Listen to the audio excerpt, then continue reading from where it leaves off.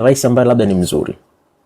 Umeona? Sasa yani ni hivyo, lakini kwa hali iliyo sasa hivi yani tuko pabaya kwa sababu dogo. Yani kama tutaweka mfumo wa petition alafu tunashuhudia kwamba bungeni kuna wahuni fulani wanamuandama rais wetu mwadilifu, tunapigia kura tu. Yani ndio umuhimu wa ile mfumo wa kupiga kura ya petition katikati ya utawala, katikati ya ile tenya au kipindi cha utawala wa ngazi yote ya serikali, kwamba tumeona kumbe kuna wahuni ndani ya bunge wamejiunga, wanataka kumuondoa rais wetu madarakani, rais wetu mwadilifu ambaye sisi tunamjua ni mwadilifu. Sisi sasa kama wananchi ndio waamuzi wa mwisho kulingana na ibara ya 8 ya katiba hii ya sasa hivi, ambayo sijui itakuwa ni ibara ya ngapi ya katiba hiyo mpya inayokuja, kwamba sisi ndio waamuzi wa mwisho kulingana na katiba, ndio tumepewa mamlaka ya kufanya uamuzi wa mwisho wa kila jambo, na tunaingilia wakati wowote, hatusubiri miaka 5. Sasa tushaona kuna wahuni bungeni wanataka kumpindua rais wetu ambaye sisi tuna ushahidi wote kwamba ni mtu mwadilifu. Tunapiga kura kwamba hatutaki rais aondolewe, na tunatoa maelekezo kwa bunge kwamba hawa wahuni wadhibitiwe. Kwa hiyo haina shida yoyote kukiwa na katiba ambayo ina mfumo wa petition na kitu kama hicho. Lakini sasa toka tarehe 29 samani watu wa kuingia bungeni, bunge linaanza lini? Kuapishwa, wakaingia tena na kwa kipindi kifupi kupitisha baadhi ya vitu. Kwa sababu nimeuliza hivyo kutokana na ina maana bungeni mpaka dakika hii hawajazungumzia bado kuhusiana na tarehe 29. Najua tunaweza kuzungumzia kama kulikuwa na uhuru, lakini hawawezi kuzungumzia. Ni kweli. Tatizo lililopo ni kwamba ukiangalia hata formation hawa bunge wote ni kama CCM tu. Yani ni kama tu uteuzi mmoja. So anything meaningful haiwezi kutoka katika hili bunge. Yani huo ni ukweli. Yes, but I understand, but then the thing is hata kama wale kwa mfano wale ndugu zetu ambao wameuawa, labda tuseme mfano ni sio wa Tanzania, ni watu kutoka nchi jirani wamekuja kufanya fujo katika nchi yetu, ina maana hata hilo pia hawakuzungumzia kwa sababu hilo limehatarisha usalama wa nchi yetu, yani mpaka watu wanafikia hatua kujazana wengi kiasi kile kuingia katika nchi yetu kuharibu amani, kufanya vurugu. Manake protection system ya nchi yetu sio haiko strong, so hata hilo pia hawakulizungumzia. Yani basi kufanya hata wanafiki yani walizungumzia tu in that way. Kwa nchi ambazo zina katiba bora na utaratibu mzuri wa uongozi na demokrasia ya kweli, ilitakiwa lile bunge lile baada ya wao kuapishwa tu, mjadala wa kwanza ulitakiwa uwe ni hali ile pale. Kulizungumzia ile hali. Huenda hata wao wenyewe baadhi wangesema kwamba wangekataa. Yani kusema kwamba utaratibu haukuwa sawa. Sisi kama bunge kutokana na mfumo wa kidemokrasia na picha nzima ya nchi ambayo ilionekana kipindi cha uchaguzi, sisi kama bunge tunakataa. Yani ingelikuwa kama kuna haki kweli na demokrasia kweli na mfumo ule wa kweli, lakini hakikutokea hicho kwa sababu nchi yetu haina mfumo wa demokrasia mzuri. Ndio maana hakuna mjadala na haukujadiliwa kwa sababu wao wenyewe wanajua wameingia kwa namna ambayo si sawa na wamekubali kuwa waingie kwa namna hiyo, na sisi hatuna cha kufanya. Labda kitu kingine tukumbushane, najua kabisa rais wanapofanya hizo kura zao hizo za maoni huko CCM, kabla hawajapitisha wale wabunge, wao ndo wanapitia yale majina. Kwa maana nyingine wao ndo wanayapitisha. Kwa unakuta mtu kama huyo hawezi kuwa na nguvu kumnyoshea rais ambaye yeye ndo kamfanya kuwa mbunge. Kwa yani tupo katika hali mbaya sana. Kwa yani kwa maana nyingine huyu rais ndo kachagua wale wabunge, ndo kaweka pale na ndo anawalipa. Kwa yani there is no government, man. Msingi wa yani sababu ya maandamano yetu jamani, tusisahau kwamba ni kwa sababu tulikuwa tunaona kwamba tume ya uchaguzi haiko huru, imeteuliwa na rais. Yani lazima itakuwa bias. Kwa hiyo tume ile ya uchaguzi manake ni kwamba zoezi zima la uchaguzi, na uchaguzi sio siku kupiga kura, uchaguzi ni the whole process. Yani kuanzia ile tume yenyewe inavyoteuliwa ndio uchaguzi wenyewe.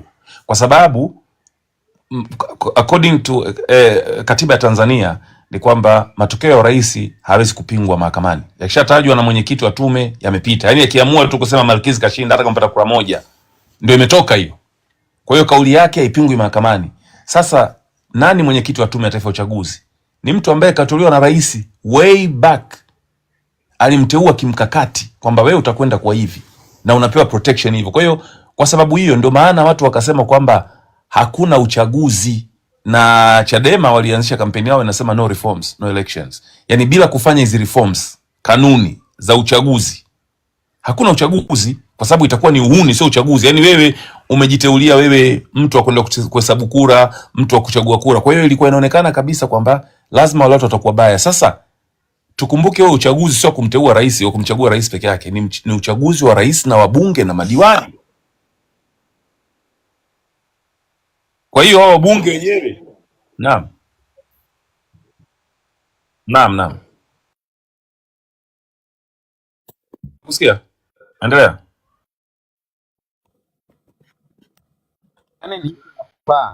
Yaani kwanza jambo la kwanza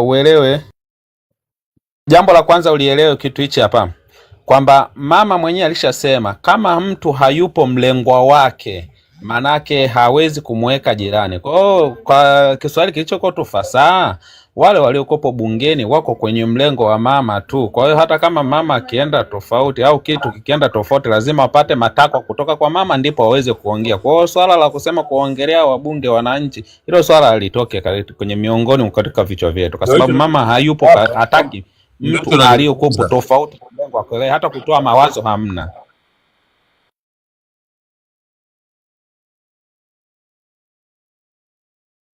Ile tume, yani process yenyewe ile tume sio halali, na ndio maana ndio msingi wa maandamano ya tarehe 29 kwamba tunataka tume huru ya uchaguzi. Hii tume sio huru, ndio maana watu wakaingia barabarani. Yani yule kuandamana kule barabarani vyote ni kwa sababu tume sio huru, na hiyo tume yenyewe ndio iliyoteua wale wabunge wale.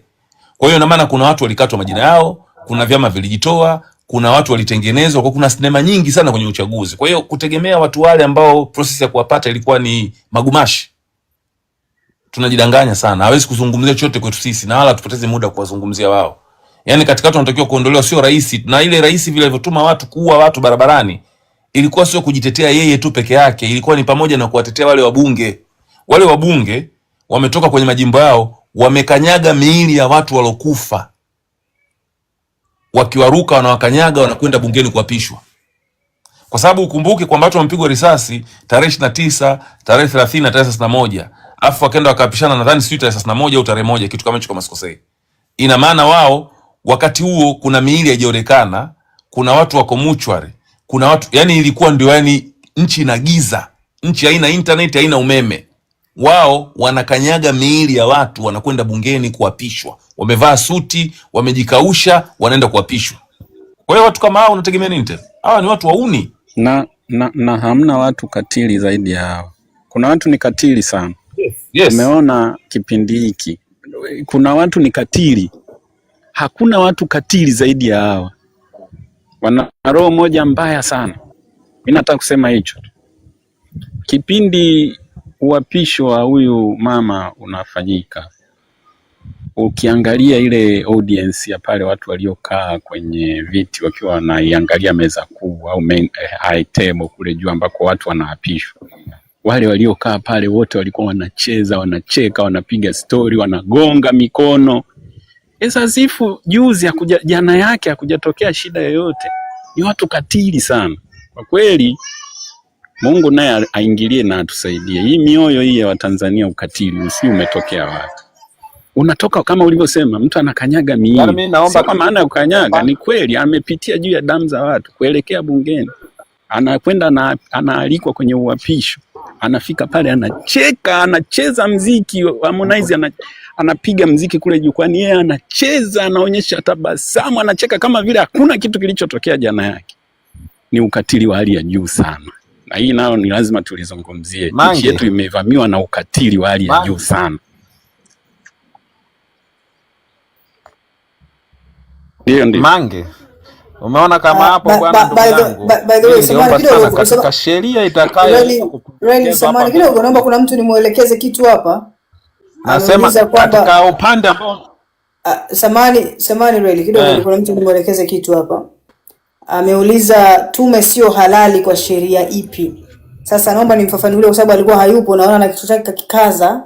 Afu huyu ni mtu mzima kabisa, nafaa kumuita hata babu, lakini amekaza fuvu. Tume sio halali kwa sababu kwa katiba ya sasa mwaka 1977 rais ndiye mwenye mamlaka ya kuunda tume nyingi muhimu.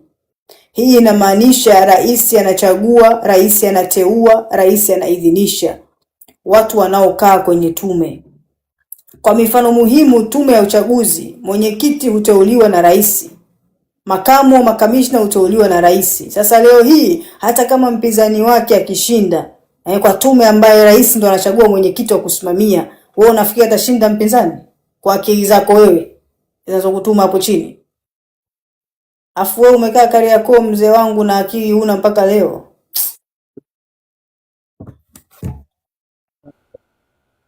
Umesikia huyu mtu unaomjibu wewe afanani na majibu yako, tunamjua miaka naenda rudi, ndio jinsi alivyo. Hilo lingine tu la ziada. Ila mimi katika ombi langu, mimi katika sheria itakayotungwa, jambo la kwanza ambalo linalotakiwa lidhibitiwe kwa udi na uvumba, lipigiwe kelele kama hawa hapa ambao ninaopenda kuwaita mimi machawa. Katika sheria yangu mimi kama nitaipitisha, chawa yoyote ni kumnyonga hadi afe, maana yake ndio muuaji nambari 1 katika nchi yetu sisi hapa. Mama mimi naamini kabisa hakuua, ila walioua ni machawa wanaoenda. Lakini mimi nafikiri tukiwa katika tukiwa tumeshapata katiba mpya, na katika hiyo katiba mpya iko consequential, inamaanisha inawajibisha. Katiba yoyote ambayo ina originate kutoka kwa wananchi inamuwajibisha yule anayechaguliwa. Kwa sababu cha kwanza ikumbukwe, hii katiba tulio nayo inaelezea taifa letu liliundwa aje, na inaelezea nafasi ya mwananchi kwamba sovereignty power belongs to the people. Hao ndio wanaishare hiyo power yao, wanawapatia wabunge, rais na watu wengine wawakilishi kuwawakilisha. Lakini kitu kikubwa ambacho hii katiba kwa nini sio nzuri na kwa nini hatuitaki ni kwa sababu mtu yoyote yule, hata ungeondoa CCM ukamweka mtu yoyote, bado ataitumia. Hata tuseme tumtoe kwa mfano sasa Samia, tumweke mtu mwingine, kuna baadhi ya mambo atayafanya vizuri kama mtu vile alivyofanya Magufuli, lakini kuna mambo mengi ambayo atayafanya vibaya. Mambo mabaya Magufuli alifanya si ilikuwa ni kuua upinzani, ilikuwa ni kuhakikisha wewe kama umechaguliwa kuwa mbunge, basi ni hivyo utangojea. Amini wewe ulie opposition, sasa vyama vya siasa hamwezi kukutana na wafuasi. Kuna mtu anaitwa G2 jeusi, G2 jeusi, muangalie wewe. Kuna mtu anaitwa kwenye comments hapa G2 jeusi. Labda tutawavumilia hivyo, ni Watanzania hawajielewi. So unapata kwamba tatizo tukishaiondoa katiba, tuweke hii katiba ambayo iko consequential, inamwajibisha mtu. Kwa mfano tunao uwezo wa kulicall mbunge, tunao uwezo wa vote of no confidence ambayo inaweza kuwa originated na kutokea kwa wananchi. Tunaweza tukawa na mikakati kama hiyo, then wale ambao watakuwa hawawezi kufanya kazi wataweza kutolewa. Na pia katika hiyo katiba mpya tukumbuke kwamba Chama cha Mapinduzi kimefaulu sana kusimika corruption. Kimefaulu sana, yani hii art ya corruption wameiperfect kabisa. Na ni kwa sababu sheria hazifanyi kazi. Mkaguzi mkuu wa fedha za umma anapotoa angalizo na kusema kuna pesa hii na hii, ameangalia katika wizara mbalimbali, mashirika mbalimbali ya serikali, hazipatikani, hazieleweki zilivyotumika. Lakini sheria haiko ya kuchukuliwa hao watu, kuchukuliwa hatua.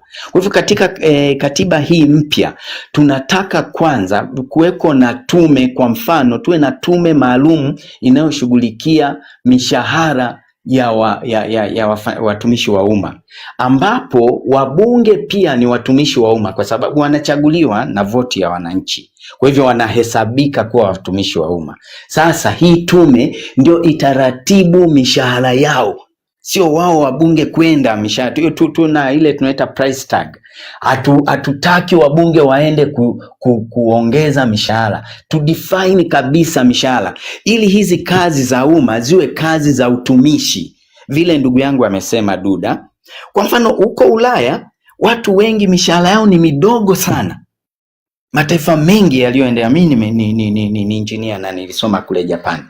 Japanese yule prime minister analipwa pesa kidogo, hata ukigugu pesa kidogo kabisa, lakini ni mtendakazi. Na sheria zao za Wajapani, akija ku contest anawapatia manifest, then hiyo manifest kama atachaguliwa, wananchi wanaenda wakimesha amefanya hii. Ndani ya miaka miwili wakigundua asilimia 30 ama asilimia chini kama 20 amefanya peke yake, wanaona huyu hatakuwa na uwezo wa kufanya. Kwa hivyo wanamuondoa, na wakimuondoa huyu mtu hataruhusiwa kugombea tena kwa kipindi cha miaka 10 ijayo. So nafikiri tukiwa na hiyo katiba nzuri, then tuta reinforce. Kwa mfano tunaweza tukakataa lile bunge ile sheria ambayo bunge wameitunga ambayo inamkandamiza mwananchi. Na tunaikataje? Hatuendi bungeni, tunaenda mahakamani, kwa sababu tuna mahakama huru ambayo haiingiliwi na muhimili wowote. Then mahakama itaiangalia sheria yetu na itaweka uamuzi, na huo uamuzi inaweza ikamwambia bunge hiyo sheria ni batili, isitumike. Inaweza pia imwambie rais, huu mradi unaojaribu kufanya, kwa mfano kuuza kitu fulani ambacho ni mali ya serikali, kuuza bandari, kufanya nini, kuiweka rehani ama vitu kama hivyo. Wananchi wanaweza wakapetition kwenda kotini na kusema hapana, hatutaki hiyo, wakiwa na reason enough ambazo kisheria inaweza ikaingilia haki zao, then mahakama itasimama ikatae. Kwa mfano sasa hivi tungelikuwa na hiyo separation of power, wananchi wangeweka petition, waende mahakamani waseme huyu rais amefanya nini, amevunja sheria kwa kuruhusu wananchi kuuawa. Lakini sasa hii mahakama ni rais ndio anapiga tu simu, anapiga simu na kuwaelezea kuwapatia order ni kitu gani na gani wafanye. Ndio maana hatutaki hii katiba kabisa.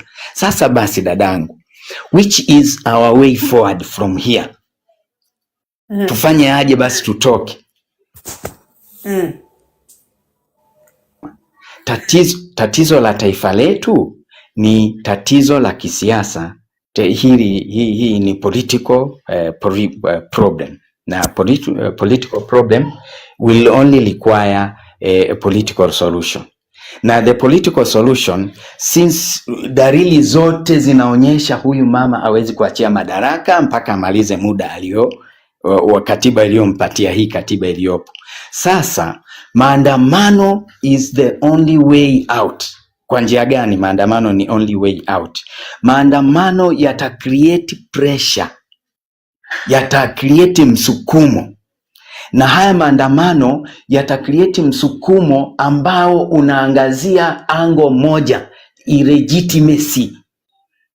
Hata tukiacha kusema mambo ya mama hatumtaki kwa sababu ameua watu, illegitimacy meaning siku ya uchaguzi watu hawakwenda kupiga kura. Kwa mfano kwetu huku Shinyanga, watu wachache sana walioenda kupiga kura, lakini matokeo yalivyoanza kutangazwa, hata Wasukuma wenyewe walikuwa wanashangaa, au watu sijui 400,000, 500,000 walitoka wapi? Maana hata watu hawakuwa barabarani, waliokuweko barabarani walikuwa maandamano. So unapata kwamba the only that we have at hand right now ni kuandamana. Na vile ndugu yangu Duda amesema, inawezekana iwe sio mara moja, inawezekana iwe sio mara mbili, lakini haya maandamano, as long as the regime tenure ya hii regime itakuwa, hata maandamano yatakuwa hivyo hivyo. Kama yatafanyika kuproduce result leo, yatafanyika produce result hiyo month nyingine ama hiyo year nyingine ama, lakini as long as the regime stays in power na maandamano yaendelee, kuweko na high pressure ambayo inakreatiwa na maandamano kila uchao, ili hii pressure imfanye rais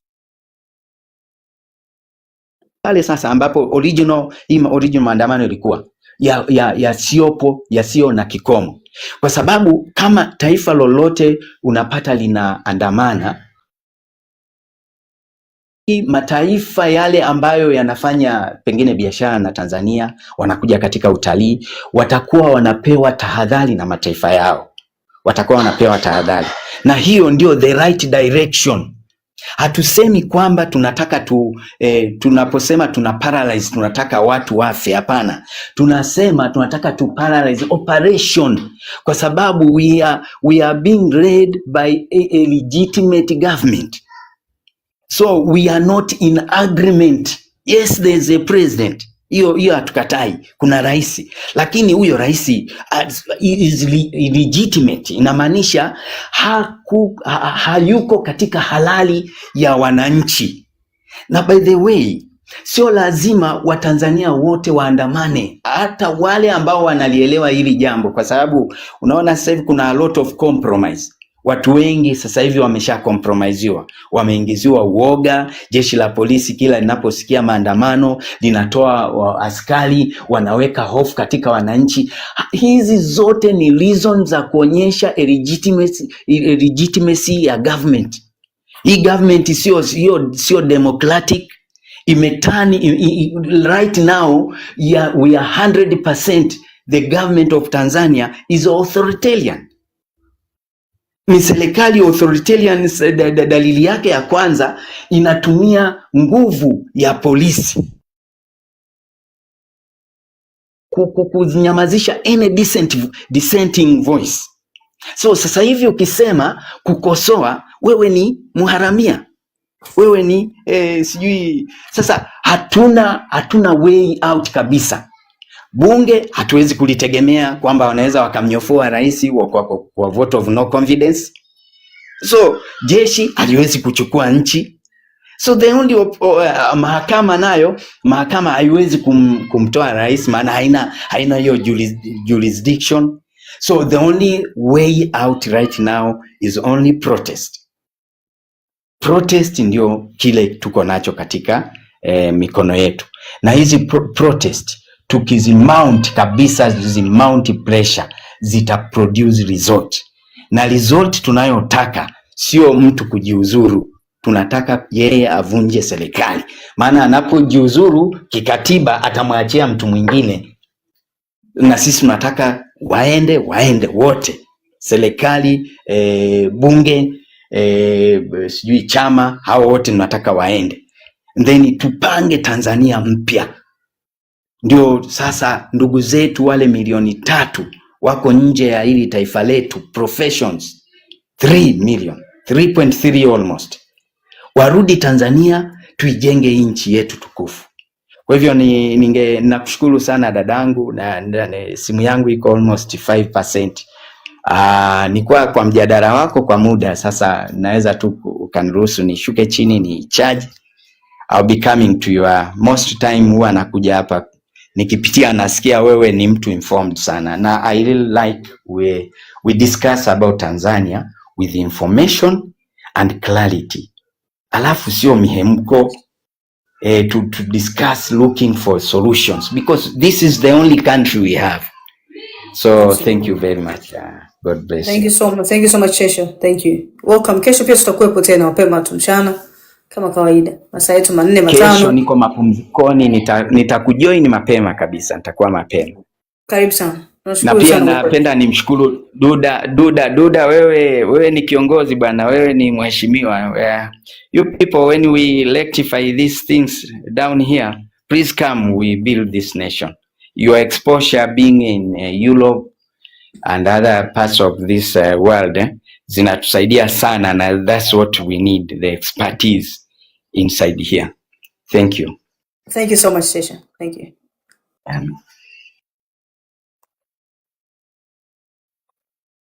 Okay. Yeah, mimi nilikuwa naomba niongezee katika kuendelea kujadili. Si unaniruhusu? Yes, karibu sana. Yeah, kuna hoja fani ilipanda hapa kwamba kuna baadhi ya watu wanafikiria kwamba tupate kiongozi kama Magufuli tukiwa na katiba hii. They are wrong. Sababu huyu Magufuli, kitu ambacho walikuwa nafikiria hawajakifikiria wao ni kwamba ni mtu ambaye kama kungekuwa na katiba mpya ambayo sisi tunaizungumzia sasa hivi, angeweza kufanya zaidi ya pale alipofanya. Kitu kimoja kilichomshinda ni kwamba kwa kiasi kikubwa sana, unajua yule jamaa kweli anaonekana alikuwa na nia njema, lakini kuna watu wengi sana ndani ya chama chake yeye mwenyewe alikuwa ameshagundua si watu wazuri, lakini alishindwa kuwashughulikia. Kwa nini? Kwa sababu ya katiba. Kwa nini sasa? Ni kwa sababu aliingia akiwa amekuta vyombo vyote vilivyompokea kumsaidia kuongoza nchi vinatokana na katiba ya zamani. Katiba ya zamani rais ndio anaye, katiba ya zamani ambayo ndio hii. Katiba hii ya sasa hivi inaelekeza viongozi wa vyombo vyote wateuliwa na rais. Ina maana rais mpya anapoingia madarakani anakutana na watu ambao wameteuliwa na rais aliyepita, na sio watu walioteuliwa kulingana na matakwa ya wananchi ambayo ingekuwa labda ni bunge au kamati maalum ya uteuzi wa watu. Ameingia akikuta tume ya uchaguzi viongozi wake wameteuliwa na rais aliyepita. Kwa hiyo kumbuka kwamba huyu mtu anaingia madarakani akiwa bado ni mtumwa wa rais aliyepita. Wote wanaofikiria kwamba katiba mpya haina umuhimu sana ila tunahitaji kiongozi kama Magufuli, they are dead wrong. Kwa sababu kiongozi kama huyo ambaye atakuwa mwadilifu ataingia akiwa tayari ni mtumwa wa rais aliyepita. Kwa nini? Wale watu wake wote wanaomzunguka na kumsaidia na kumshauri kwamba sasa nchi inatakiwa iongozwe hivi ni watu wa rais aliyepita. Kwa hiyo automatically na yeye anakuwa ni mtumwa wa rais aliyepita. Kwa hiyo hawezi kuwajibisha marafiki wa rais aliyepita, hawezi kumwajibisha rais aliyepita. Ndio maana utakuta tu naye anakuwa na heng hata kama alikuwa na nia nzuri. Na ndicho tulichokiona kwa Magufuli, kwamba ulikuwa unaona ana wadhibiti wakina Albindan Sinseti, ana wadhibiti wakina Rugemalira, lakini anashindwa kwenda mbali zaidi kuwapiga pini wale watu ambao walikuwa ni hawa wakina Albindan Sinseti na Rugemalira walikuwa wao ndio machawa wao, kwa sababu hawa wakina Rugemalira wao ni machawa tu kwa watu ambao walikuwa wameishikilia system ya ulaji wa nchi. Kwa hiyo unakuta Magufuli ameingia na wafunga wale na Rugemalira, lakini anashindwa kwenda mbali kuwafunga waliowatuma. Sio kama mnanielewa. Kitu kingine kilichomshinda Magufuli kutokana na katiba aliyokuwa nayo, aliyokuwa anaongozea nchi ambayo sisi tunataka itolewe, ni pale alipoambiwa sasa kwamba bwana, tunataka katiba mpya, wananchi wanataka katiba mpya. Akakataa. Lakini kungelikuwa na katiba mpya ambayo inasema kwamba mwananchi atakachokitaka ndicho kitakachokuwa, asingekuwa na nguvu ya kukataa. Kwa hiyo this is why kwamba yeye Magufuli alikuwa mtu mwadilifu, sawa, lakini katiba aliyokuwa anaitumia kuongoza haikuwa inafaa. Ndio maana ilimpa nguvu kukataa maoni yetu sisi kwamba tunakataka katiba mpya. Alafu yeye akasema haina umuhimu sasa hivi, wakati sisi ndio tunatakiwa kitu tunachokisema sisi kiwe. Kwa hiyo watu hao wanaong'ang'ania kwamba tunahitaji rais mwadilifu, hatuhitaji katiba, wajifunze katika mifano hii miwili. Asante. Well, thank you so much. Guys, mimi nataka niwaache sasa, sijui kama kuna mtu anataka kuongezea hapo comment section, kama unataka kupanda kusema chochote, na hapa juu pia ili to wind up niwaage kidogo mpaka kesho tena inshallah.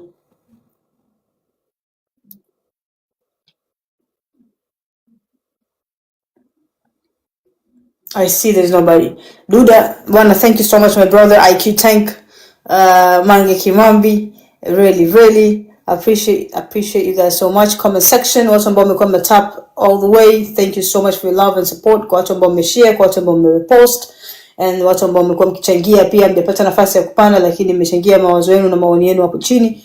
I really appreciate na kuona hapo Jesus Christ the boy, Omwera, Mr. Right, kuna Cute Maria, kuna Rich Auntie na wengine wengi. Well, thank you so much. Tumepata na watu wengine hivi CCM ambao pia wamepata nondo, wamepata elimu, wamekuwa informed. Hivi ndio inavyotakiwa. So kila wakati mkija tunawablock na kuwamute. Kuna muda lazima tuwaache. Tunaweza tukawabadilisha labda akili zenu taratibu. Guys, thank you so much. My brothers up here, thank you. Appreciate you for joining and appreciate you kwa kutuelimisha maoni yenu. Yani tunashukuru sana. Kesho kama kawaida. Seba, thank you so much. Seba, I'll see you. Bye guys. Ciao.